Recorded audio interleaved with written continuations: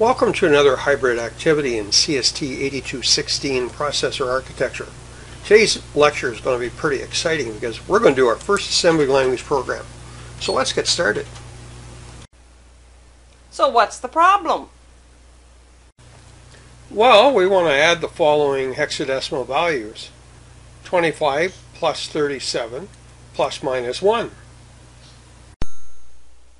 That's simple. I know what that answer is. So what's the catch here? Well, the catch is that the values are in RAM. We have a 64 kilobyte memory space, and we're going to put the values of 25 and 37 at two memory locations within that memory map. And guess what?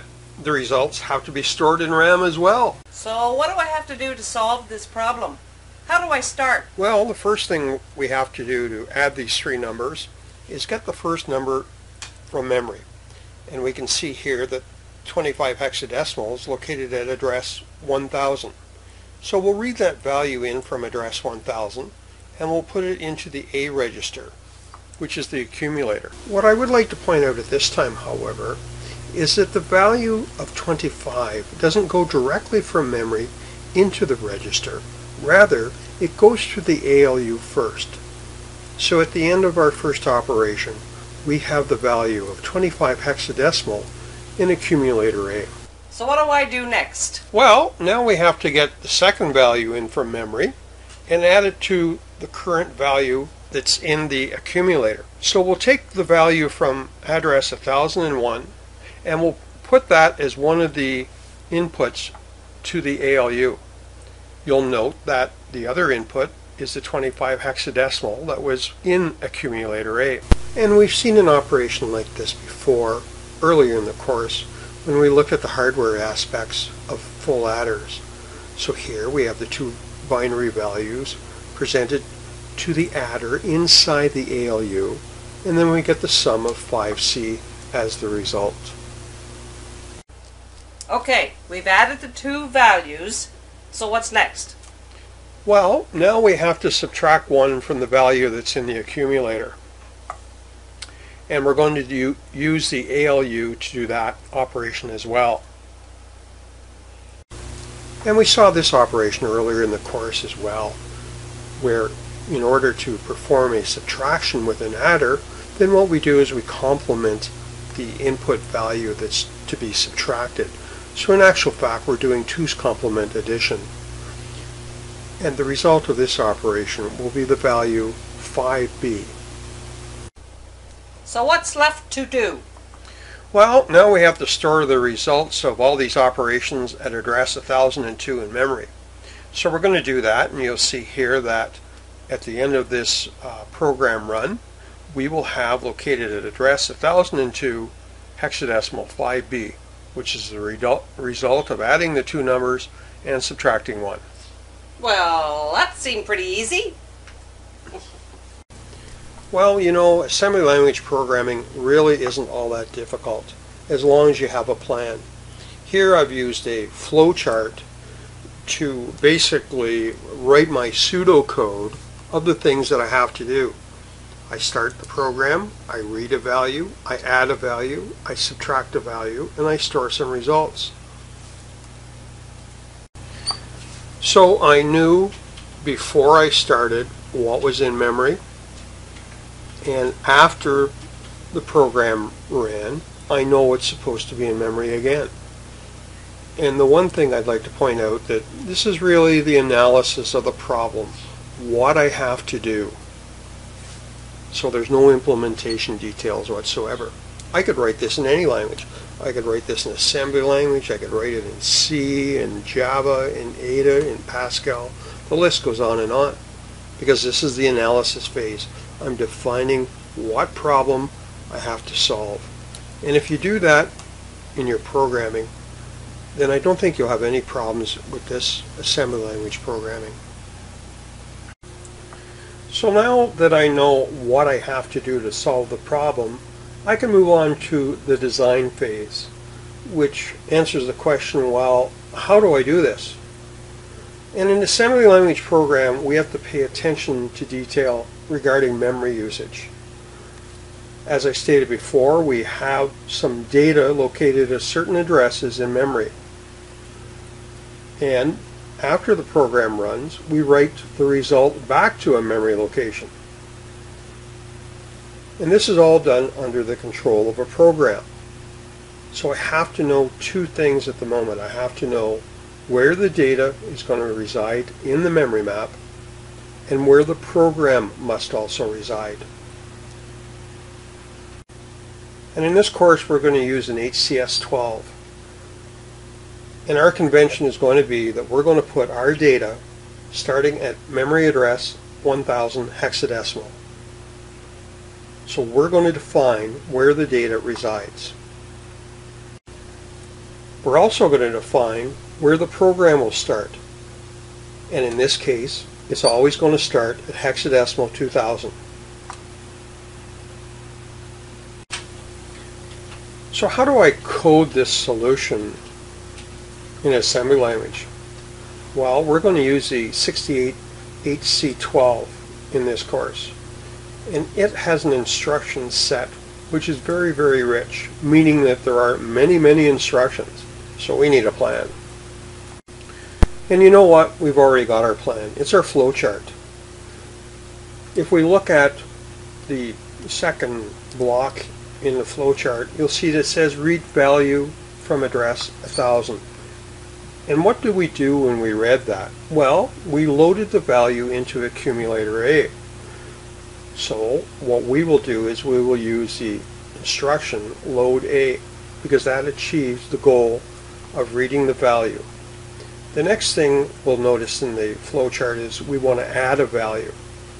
And the value is retrieved from memory and added to accumulator A. So that should lead us to the instruction add A. Next, in the flowchart, we subtract 1 from the value, and that value is in accumulator A, so we're going to decrement A. That's the instruction we'll use. And finally, we had to store the results at a memory address. Well, the results in accumulator A, so let's use the store A instruction.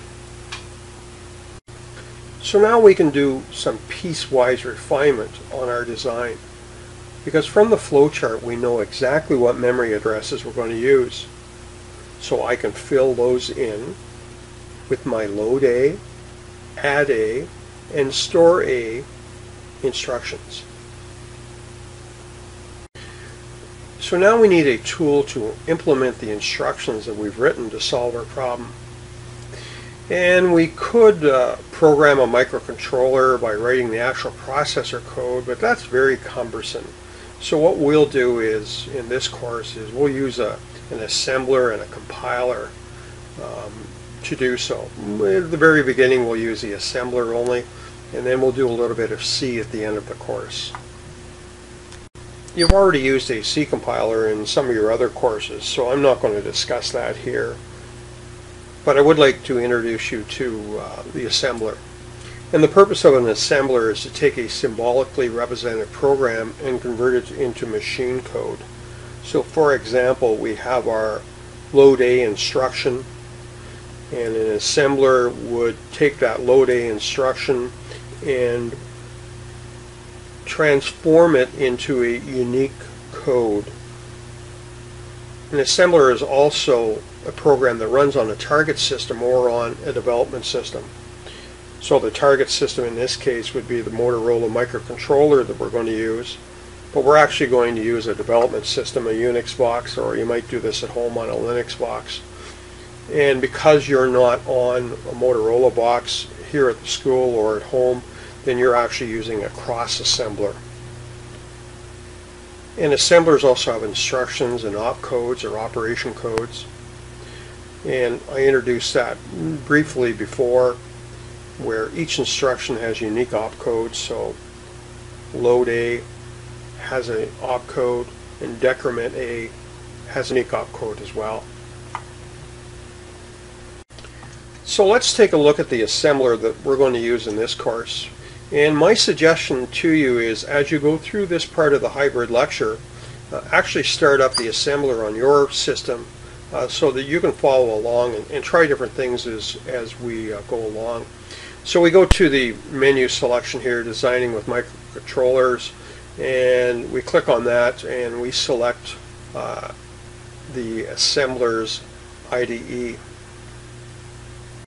Now you're likely going to get this dialog box coming up saying that your COM port has not been set up. Do you want to do that now? Well, the answer is no, because we haven't got the hardware boards connected up to the COM port yet. So for now, just click no. And then you'll get this little information box saying, well, look, your terminal window is not going to function until the COM port is set up, but that doesn't really affect us at this moment in time. So just click OK. So here's the assembler IDE, and it's all set for us to start entering our source code. So the very first thing I want to do is I want to enter in some comments. I want to always put in the name of the file, the author, the student number, the date, and the purpose of the program. And these are basically the programming standards for this course for the preamble. So in assembly language, everything relates back to our memory maps that we have and the flow chart that we made up before. We decided that we would start the data at memory address 1000, so that's where the data is going to originate. And to indicate that in the assembly language listing, then what we're going to do is we're going to use the ORG, the org assembly language directive. And that tells the assembler that this data that we're about to enter is to be placed starting at memory address 1000 hexadecimal. In assembly language programming, we quite often use labels. And labels indicate to the assembler where values within the program are located. They're always put in column 1 of the assembly language listing, and in this case we're using P, Q, and R. Certainly I'm not fussy about the names that the author has used. I don't think it's a very good software engineering practice just to use P, Q, and R, because those don't mean anything to me. However, for the purposes of this first program, we'll let it go as it is. When I'm using an assembler, I have to tell the assembler that it has to reserve memory in RAM, or it could be in ROM, but in this case it's in RAM, to hold the values that I want to use. So in my memory map on the upper right hand side, you see that I have at 1000 hexadecimal I have the value 25, and at 1001 I have 37. So what I'm going to do is I'm going to use an assembler directive called DB, which means define byte. So the assembler will now reserve a byte of memory starting at location 1000 to hold these two values at 25 and 37. And this is how I code this in the assembler. And now I need a method to reserve a spot in memory, another byte for storage. And typically what we do with this assembler is we use the DS assembler directive, and that defines storage. And what I'd like you to note here just before I go on is that our DBs and our DSs are not HCS12 instructions. The HCS12 doesn't know anything about DB and DS. Those are just assembler directives that the assembler knows what to do when it encounters those directives in an assembly language listing. Now we also made a decision that our program would start at 2000 hexadecimal in the memory map. So we're going to have another org assembler directive here so that we can start inputting our program at hexadecimal 2000. So the first instruction that we encounter is load AP. And that means that we load the accumulator A with the value located at the memory address denoted by P. And how we determine what memory address that is we go back up in the code listing and you'll see the label P. And it's the first label after the org 1000 directive. So what that means is that as far as the assembler is concerned, that P is representative of hexadecimal 1000. The next instruction we run into is the add a Q. And what that is going to do is it's going to add the value located at the memory address Q to the value in accumulator A. Now if you can remember our memory map, that value was at memory address 1001. And if you look at the listing after the org 1000 statement, you'll notice that the Q is the second statement after org 1000. So that means that Q is a representative of memory address 1001 to the assembler.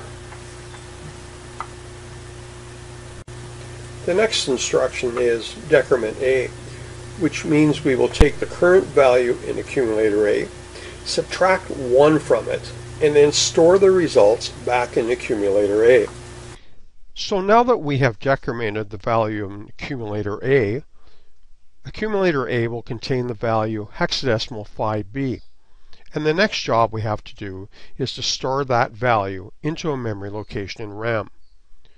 To do so, we use store AR, where R is a memory location where we're going to store that value. And if we look back up at our org 1000 statement, then we can see that R is the third memory location down. So P is at memory location 1000, Q is at memory location 1001, and R is located at memory location 1002. So this statement here will store the value that's in accumulator A at memory location 1002.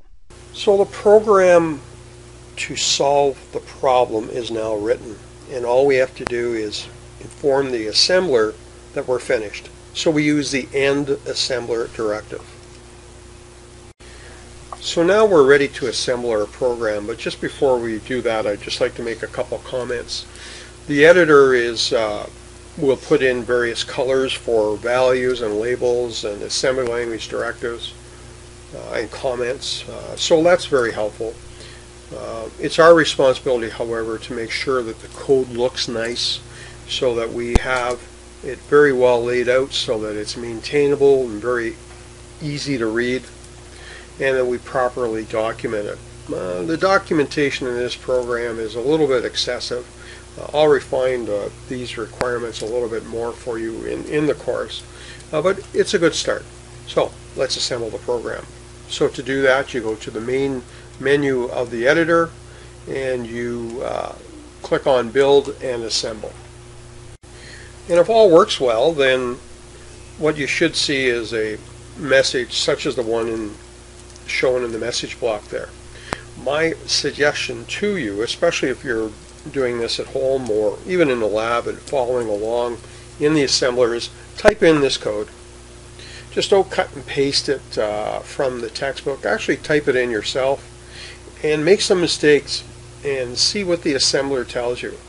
There's nothing more frustrating than typing in source code and then having the error indicated to you and then find out, well, it's actually 4 lines before or 4 lines after the actual error code.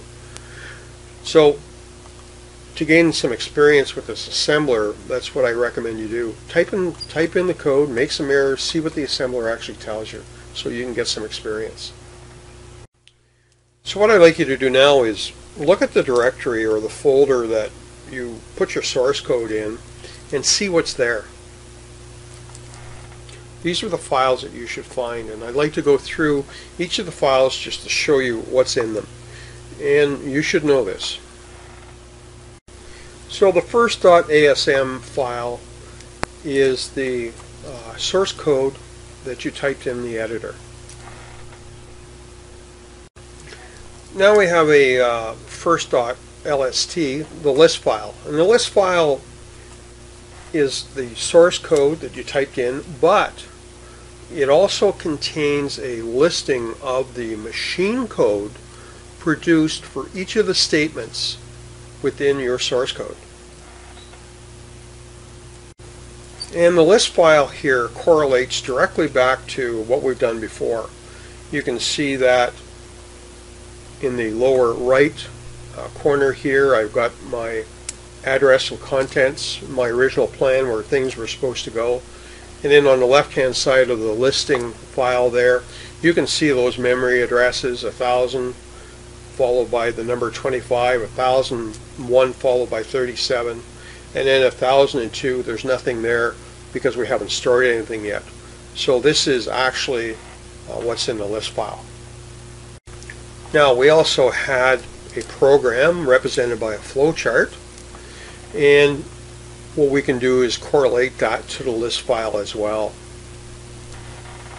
So what you'll see in the list file, these are actually the machine language instructions that were created from the microcontroller instruction set. So for example, at address 2000, the B6 1000 is actually load A with the contents of memory address 1000. At 2003 we have BB 1001, and that will be add A with the contents of memory 1001. At 2006 we have the hexadecimal value 43, which is decrement A. And finally at 2007 we have 7A 1002, which is store A at memory address 1002. Next we have the first.s19 file. And this is probably one of the most important files produced by the assembler, because this file will be used by both our simulator and our actual hardware board to run our program in the HCS12 environment. It's similar to the bytecode file produced by a Java compiler. The bytecode file is used to run, or in actual fact it interprets your program in Java. And just before we move on to the next file, what I'd like to do is just show you the correlation between our S19 information. It's actually called a record, S19 record, and the source code. I'm not going to go through all the parts of the S19 record. If you're interested, you can look it up on the internet. But you can see within the S19 record at the bottom of this display in yellow, that is actually the data from our source code. And I have highlighted in blue, that's actually the program code. So there's a direct correlation between the S19 record and our source code. Finally, we have first.sim, which is a symbol table file, and it has a listing of all the labels you've used in your assembly language program, plus the addresses that directly correlate with those labels. Another thing I'd like to point out before we actually load our program into the simulator is that within the ASM IDE, the help file, there's a complete 6811, 6812 instruction set available for your use. Also, under the help menu item, there's information about the assembler. So if you want to know more about the assembler, its directives, you can just click on there. It will take you to a file that's actually on your hard drive. Oh, finally, let's invoke the simulator. Let's actually simulate the software that we've created. So to do that, you go back to your menu system, you pick Simulator, Dragon 12, and Student Mode. And the very first thing that you're going to do is you're going to get an important notice come up, and you can just ignore this for now. So here's what you're presented with when the simulator first starts. Our main area of interest right now are the CPU registers. And you can see on the left hand side where they're listed as A, B, D, IX, IY, SP, and PC. And what you should do now is just stop and look in Chapter 3 of the course text under 68 HC12 CPU specifics, and look at the CPU programming model, which explains the purpose of each of those registers. Along the side here in this simulator, you'll also see smaller little boxes that have S, X, H, I, N, Z, V, and C. And that's actually something called the condition code register. So you should take a look at that in the course text, because certainly that's something you should know. So now let's load our program into the simulator. And what we load into the simulator is that S19 record. So we're going to go to File, Load, and just navigate to wherever you saved your first program, and then load it into the simulator. So we have our program loaded, but we actually can't see the program. If you look at this display here, just below the menu item that I'm trying to select, View Code Inspector, you'll see a little box called Next, and you'll see 2000, load A, hexadecimal 1000, brackets equals hexadecimal 25 brackets. But that's really the only line of code that we can see, and that's the next line of code to be executed. So let's use this menu item, View Code Inspector, and look at all the code at once.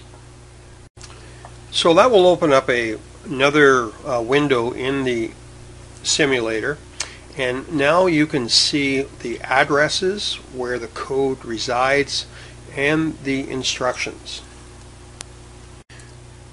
Now, if you wanted to view all the source code, including the comments, you could just click on View Source in that dialog box. But we normally don't do that, but I'm just showing you how to do this if you wanted to do it. So on your system at home or in the lab, wherever you're doing this hybrid lecture, what I'd like you to do now is on the simulator, where it shows circled in red memory display address, type in the value 2000 and then click on Show. And what that will show you is a window, and in that window it will show you the machine language code for the source code that's in the other window. So for example, if you look at address 2000, you will see B6 1000. That's highlighted in yellow. And then if you go up to the other window at address 2000, you're going to see load A hexadecimal 1000. So what I've done is for each of the instructions that we've written, I've highlighted those in different colors just to show you what's in memory for each of those instructions. Now what I'd like you to do is change the memory display address to hexadecimal 1000 and click Show. Now you should see the data values within the simulator. Do you see them there? So I magnified this display of the memory addresses starting at 1000 for you a bit so that you could see that the values in memory directly correlate with the values that we had in our original memory map. You'll note that at address 1002 there's actually 00 in the simulator versus we didn't know what it was going to be in the original memory map because we hadn't performed the calculation yet, but the simulator just zero filled the memory locations that weren't used. So let's look at our initial conditions. I've left the viewing pane on the simulator at 1000 so we can look at the data, and I've also left the code viewer dialog open as well. Important initial conditions. First of all, the PC is the program counter, and it always points to the next instruction. In this case, the next instruction is the first instruction, and that's the code at memory address 2000. Initially, the accumulator A has a value of 0, and this was just something that was set by the simulator, a default value. So what we're going to do is we're going to run the program in its entirety all at once, and we do that by pressing the Go button. So once this particular program finishes, you'll note that it comes to a grinding halt and we get this error message. That's because the program counter now points to an invalid instruction. So the simulator just halts. However, more importantly, what I'd like you to now notice are two things. First of all, in memory, we have the value of 5B written to address 1002, and that the accumulator A value is the same. It's 5B. So that's the value that was taken out of the accumulator and written to memory address 1002 by the store A command. One of the nice things about this simulator is that you can very easily execute the program again. To do so, we load the program counter register with the address where the program starts. In this case, it's 2000. So all you have to do is click on the little box beside the PC, the program counter, type in 2000 and press enter. And then it will take you back to the first line of code. Now, instead of clicking on go this time, what I would suggest you do is you click on step, which is near the top of the simulator dialog. And in this manner, what will happen is the program will be executed instruction by instruction. So then you can see the values that are loaded into the A accumulator when we load a value, when we add a value, when we decrement it. So I would suggest that you try this on your own so that you can get a better appreciation of assembly language. So that's it for this tutorial. I certainly hope you enjoyed it, and we'll see you again. A lot of the material in this hybrid lecture came from Chapter 4 Development Tools. You might want to take a look at that as well.